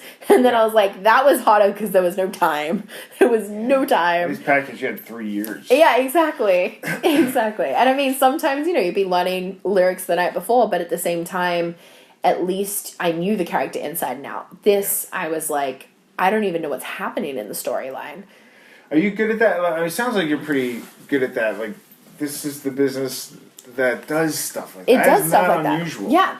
Yeah. You never have a regular day at the office. No. Ever. I mean, if I used to hear stuff about David Milch, who did an NYPD Blue. Yeah. And he'd be giving actors lines the day of. There you go. And I mean, that stuff does happen. Like, you'll change. Like, Two Broke Girls, for example. That was a whole other experience because I'd never done a multicam before. Mm-hmm. And you're live you're live in front of an audience and they're like, yep, this section doesn't work, and they rewrite the whole thing. They're like, go. Yeah. And you just instantly have to do it. But it was such a cool experience. It's very exhilarating. And I'm pretty good at, like, picking up things quickly. I'm pretty good at learning lines quickly. Yeah. Which I think was the only reason I was able to get through that enormous monologue. Because I did get through it. I didn't feel as confident doing it because I didn't have that same amount of time. And I think in my head I was like, I'm thinking of the next line rather than being in it because I don't know it backwards and forwards yet. Yeah. Yeah. On Broke Girls, did you get to meet Whitney Cummings? I did not get to meet Whitney Cummings, no. Love her. Michael Patrick King was there. Oh, that's cool. Yeah, he's very cool. And he's also, like, best friends with Bridget as well. So then I saw him again at Sundance, and I was like, thank you for hiring me that one time. Yeah. He's the creator of Desperate Housewives, right? Correct? No. Oh, what am I thinking? Sex and the City. Sex and the City. Yeah. It was one of the two. Yeah. American Horror Story, Patti Cakes, Director, I think. Okay. Oh, Kathy Moriarty plays your grandmother. Yes, she does. She's legendary. She back is. from the Raging Bull days. Yeah. Did you ever see Raging Bull? You've seen it by now. I've definitely seen Raging Bull. I mean, she's incredible. Yeah. What was she like to work with? She's got some great moments in the movie. Oh my god. Hilarious. Her one-liners are amazing. She steals every scene she comes into. She does. comes into a scene, I'm like, stolen, right there. One word, done. Like my favorite line is, I don't want to ruin it, but my favorite line is right after she hears herself for the first time. Yeah. I'm not gonna say what it is, but that is my favorite part. She just does that. We're in the like cabin and we're dying laughing. We're like, we can't laugh. But so she was a lot of fun to have on set. She was so much fun. She's instant family. She's that person that you meet. She's the warmest person in the world. She hugs you and you're like, oh, I feel like I'm hugging my family. Aww. And so it was amazing. And she had the perfect voice. I mean, she's just, Jeremy used her for a short film. And he was like, that's Nana. Right. And I need Nana. I really need her to be Nana in the film. You got and he kept telling me that. And he's like, I'm going to ask her. And I was like, Oscar. He's like, I will. I haven't yet, but I'm going to. And is he intimidated? Yeah, he took him a while because he's like, I don't know that she's going to want to do it. Like, I'm going to have to age her up like 20 years. Yeah. And he just didn't know. And he finally brought it up and she was like, yeah, I'll do that. Done. And he was like, I was like, wasn't that easy? The funniest for me was you guys are taking a picture and she puts on like a ski mask. Oh, yeah. It's fucking that was a lot of fun. So you mentioned Sid, and his name is Siddharth. Siddharth Dhunanjay.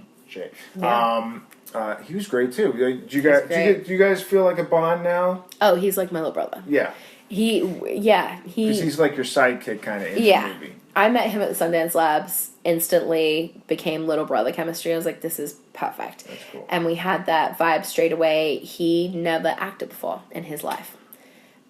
What? Yeah, never in his life. He did these like spoof music video like character things. Jeremy, if you are hiring people with like I'm available. I'm available for your next project. This is what he does, but he's like, you know what? That is the guy. I know this guy. That is the guy. And he was, Sid just is Jerry. There was never going to be anyone else. Because it was so believable because he just has that energy. Yeah. It was amazing. And he was so good. He really worked really hard. Because in that time that I'm learning how to like rap, he's working on his stuff too. His stuff, he has to do, like some singing and rapping stuff. Yeah, and he can sing. He already could sing, so that part came very naturally to him, and he was helping me with that. And then I was helping him with the acting because that's the part that doesn't come natural to him. So that was really cool. It felt like we were in it together and really a team, and built each other up based on how like we both had things that we were really scared about, and we built each other up, which was really nice. He, like, when he comes to LA, he stays with me. He just moved to LA, though, so he just moved into his own place. But, East Coast? He was in Iowa for school. Then he after that, you get, like, a year, basically, in America, anywhere you want after you graduate. In Iowa? So he was in Iowa for 4 years for school, and then he moved to New York for a year. Where was he before Iowa? Jakarta. Oh, I see. And then after New York, he went back to India. Oh, okay. Yeah, is he there now? Yeah, all of his friends and everyone is in India, but his parents are in Jakarta. So he went to an international school in Jakarta for high school, but grew up in India. So his accent is like wherever he is, basically. Right. Like when he's home, he's Indian. When he's in America, he sounds funny. American. Yeah, but he's now in LA. He literally just moved to LA. He did. Okay. Yeah. Like a week ago. He sounds like an interesting guy. He is. Okay, so you got a bunch of upcoming projects. Mm-hmm. That's exciting. Very, very exciting. Working Woman. Now, if you had done Huge, would that have affected your? Because that only lasted one season. Yeah. Would that have affected like you getting other projects at that time? Do you think? I don't know. So if that would have overlapped with Patti Cakes or. It definitely wouldn't have overlapped with that. Okay. No. Okay. I don't know that it would have overlapped with anything because, like I said, I came out a little bit later. Yeah. So I think it would have worked with everything. Did you ever watch that show? I did. Yeah, I watched the whole thing. Oh, you did? Okay, cool. Yeah, I liked it, and I thought it was funny because I tested with the girl that ended up playing my role, and she was actually testing for the other role, but then Nikki Blunsky, they gave it to Nikki Blunsky, and I didn't test with her, but I mean, obviously she was great in Hairspray. So she got that role, and then this girl, Raven, she was so good when we were testing. I was like, this girl is incredible. Like, I so hope, like, we get to do this, and then I didn't get to do it, but I'm so glad that she did. And it was funny because she was playing a different character in the show than the one that I saw her audition with, and I was like, you're great at both. That's cool. So I loved the show. I thought it was really sweet, really heartwarming, and I don't know, it was really cool that they were just not afraid to talk about issues that teenagers can relate to, which was really cool. I didn't get a chance to see it, but well, yeah, not really like the right demographic. Yeah, ABC Family. I tend to not watch a lot of stuff on there. Fair enough. So stuff you have coming up is a movie called Skin with Jamie Bell. Mm-hmm. I've read the synopsis. That sounds very interesting. Very, very incredible. Did you get to meet him yet or work with him? Yeah, we met. Is it filmed yet? No. Okay. We haven't filmed yet. We're not filming for a few months. Because he's Still doing Turn or busy something? As well right now. No, he finished Turn. Okay. He's getting married right now. Or maybe he already is married. He wasn't married when I met him, but I think he might be married now. Okay. But he and I met just like for coffee just a few weeks ago, actually. How was that? Great. He's awesome. We're both like really, really into this project, and we're just talking about a skinhead or something. Yeah, a skinhead that gets out of that life. Yeah, and it's a true story. So really? Yeah, it's a true story, and we're really excited to film that. Also, extracurricular activities. I filmed that last year. You did? Okay, great. Yeah, that one's already filmed. I don't know when it's coming out yet, though. I don't know. There's a lot of great improvisers in it. Angela Kinsey. There you go. Arden Marine.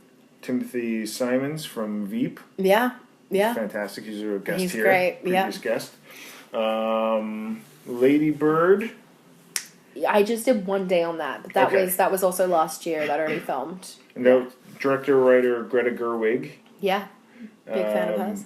How was she as a director? She was great. I mean, I was only there for a day, but she was really great. Is she in New York or something? No, L.A. Oh, in L.A. Yeah, okay. L.A. She was really great. And it's with Saswa. I can never say her name. Oh, Saoirse Ronan. Saoirse Ronan. Yeah. Did you get to work with her? Yeah. Oh, you did? Okay, cool. Yeah. How was that? She was really cool. Very, very cool. And she had to rap, weirdly enough. And yeah, I know. I thought it was hilarious. So she Did you say, well, let me give you a few? It was funny. She was like, I have to get up and rap, like, with an American accent. I was like, I know a thing or two about that. Did you tell her? I didn't tell her. I was like, I'm not getting into this because I don't want to get into the whole thing. But she was very cool. She did a great job at it. So that's hilarious. I was impressed. That is hilarious. Tracy Letts is in it. Laurie Metcalf, great Laurie Metcalf, who played Annie Wilkes on Broadway in Misery. Oh, I did not know Yeah, that. a couple of years ago. Yeah. The guy I know, Chris Wataski, another great improviser, is in that. So what was I going to ask about that? And then Dumpling with Jennifer Aniston. That hasn't shot yet, right? Yeah, that hasn't shot yet. We're in pre-production right now, so I'm starting to learn the Texas accent. Oh, you have to learn a Texas accent. Yeah, a lot of accents. I know. You seem to be good at it, though. I never play an Australian. Yeah, I mean, when you have to be for this job. I feel like in a way you have to at least be able to, especially if you're foreign, you have to be able to hear the American accent because that's kind of. Yeah. I mean, it's not that difficult in the sense that that's what I grew up on. I grew up on American films and shows. There's a standard American accent. Yeah. The standard was very easy to do because you hear it all the time. Yeah. And I think that's the one thing. You come to this industry and people are like, oh, but there's an Australian industry and British industry and all these other countries that have their own industries. And it's like, well, yeah, but the Australian industry is tiny and there's like 2 long-running soaps and a handful of other shows that come and go. And what we grow up and what we watch is American shows and maybe the films. Slap. Yeah, exactly. The Slap. It's so about it. Yeah. I was like, there are some great things that come out of that, but there's not much. There's because mostly everything that's made in America gets sold worldwide. It's an international... Hollywood is the center of the international marketplace. And I think that's something that a lot of the time, if you're from America, you don't realize because you don't know that all these other countries actually grow up on the same things that you do. It's interesting because I've traveled the world now. I've gone to all the continents, and it's really fascinating to go into a restaurant that is just covered in American apparel, or the American music is playing over it, or whatever. It's pretty fascinating. It's really interesting, yeah. Oh, so Jennifer Aniston. So you haven't met Jennifer Aniston yet? I have. Oh, yeah. Because she's playing my mom in it, so we met. She's also an EP on it, so I met her like before I got offered the role. I had like a final meeting with Jen, and Did you have to audition? and I didn't audition for this. Awesome. No, Look but at you. I know, I was like, that's very weird. But they all saw Patti Cake, so that was kind of Awesome. an audition. Then I had meetings with everyone. I met with casting, I met with Anne, our director, I met with Michael Costigan, he was a producer on The East. So I've also already worked with him. Cool. He knows me, and Seen you naked. It's all good. yeah. And then it was I met with Kristen, who is writing it. I met with them all at Jen's house, and they were really, really lovely and really great.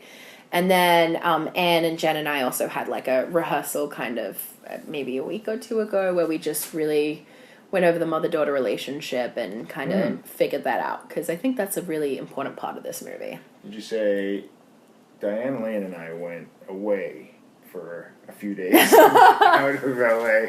I did not tell her that. We should go away together. I didn't. Tell Jennifer Aniston to do my podcast. That'd be great. Okay, cool. Yeah, I'll just drop that. I'll drop that in there. Done. Easy. It was funny because when I met her, she was like, "Oh, Bridget Everett plays your mom in Patti Cakes," which you know.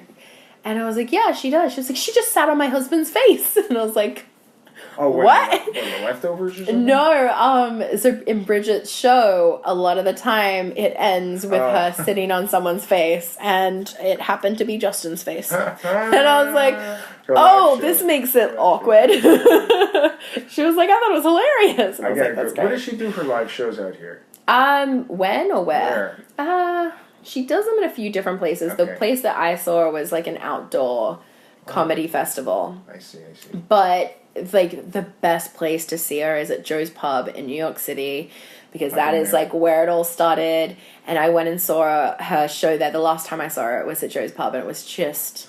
That's a good there's just this extra vibe there, you know? Yeah. It was just... It was my fourth time seeing the show, and it was my favorite time.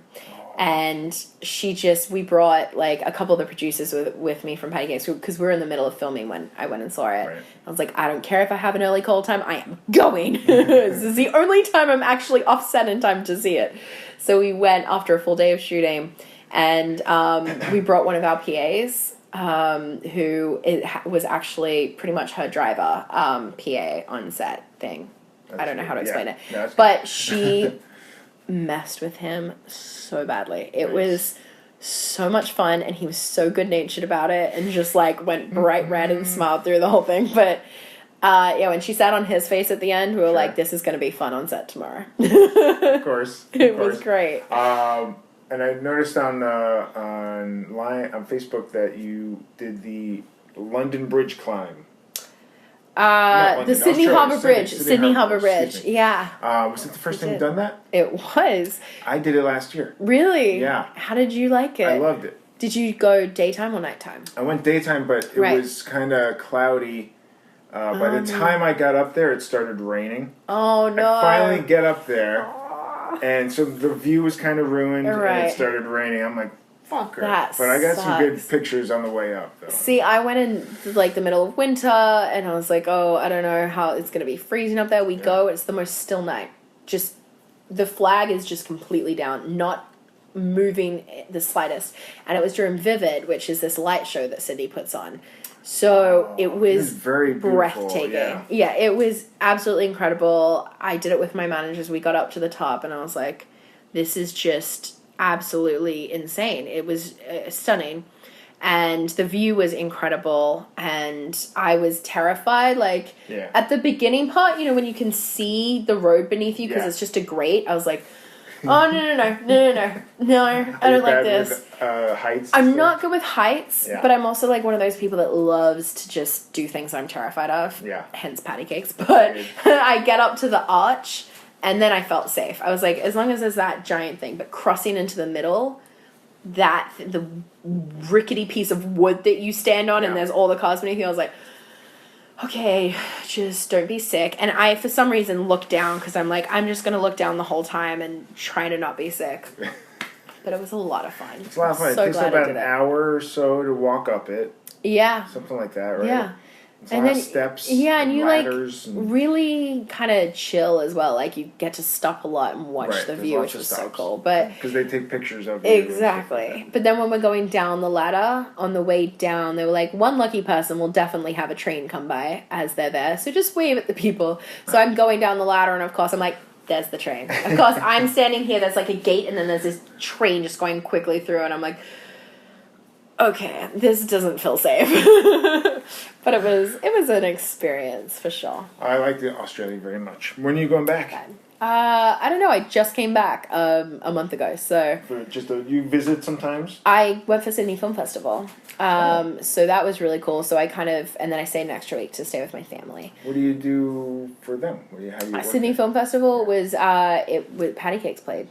I see. So I got to go with it. But now, I want to go home at Christmas time. If my schedule allows it, I will. If not, I'll go when I can. Yeah. Yeah. Wow. Yeah. Exciting. Do you want to plug anything other than Patti Cakes August 18th, of course? Yeah. Patti Cakes August 18th. New York. That's important. A little wider after that. Yeah, but, definitely. Do you, Twitters or Instagrams or websites, anything like that? I mean, I have Twitter and Instagram. I'm very bad at using them. Okay. Which I need to get better. You'll get better. I forget about They're it. They're addictive, so... Yeah. I mean, I've had it for years. Like, I have a common name. Danielle MacDonald is a very common name, if you look at... But I have been on it so long that I actually have my name with nothing else. It's just my name, Danielle MacDonald. So that's how you know I've been on it for forever. But I think I used to use it, like, back before I was really acting, just because you just shared photos with your friends and you have, like, 12 followers.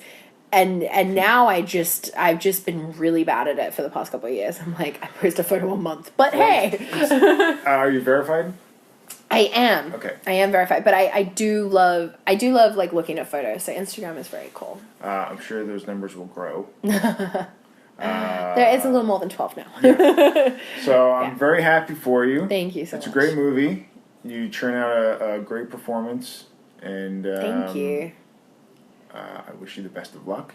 Thank for you. that and your future projects. I appreciate it. Thank you so much for coming over. Thank you for having me on. With a stranger. It was a lot of fun. Thanks a lot. It was a lot of fun for me too. Go see Patti Cakes. Yes. And that is it. Go see Patti Cakes. And scene. Thank you so much, Danielle, for talking with me. I hope you guys liked our chat. Go see Patti Cakes. It's worth viewing. Go out, grab some popcorn, some sody pop, and enjoy a really good movie. It's got a lot of humor. You'll laugh, you'll cry, you'll walk out humming those songs, and keep an eye on Danielle. I think she's gonna keep doing a lot of great stuff. Okay, one more time for the plugs. At EJ Scott on Twitter, at EJ Podcast on Twitter, EJScott.com website, EJScott1106 on Instagram for puppy pictures usually. And crowdrise.com/7on7 for charity stuff. Running Blind documentary on iTunes, Amazon, and Google Play.